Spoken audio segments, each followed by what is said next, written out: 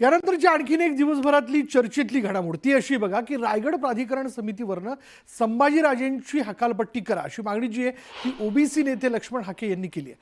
संभाजीराजेंनी 31 मे पर्यंतचा अल्टिमेटम दिल्याने महाराष्ट्रामध्ये पुन्हा एकदा वातावरण बिघडवण्याचा प्रयत्न केला जातोय असा गंभीर आरोप हाकेंनी केला। दरम्यान नागपूरमधील हिंसाचार मंत्री नितेश राणेंमुळे झाला असा आरोप देखील हाकेंनी केला। हाकेंच्या या मागणीमुळे नव्या वादाला फोडणी मिळण्याची शक्यता वर्तवली जाते।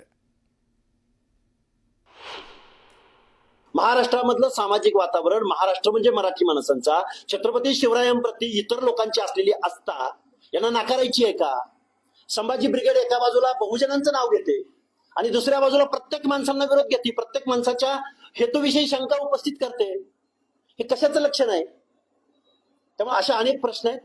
मुळात छत्रपती संभाजी भोसलेंचा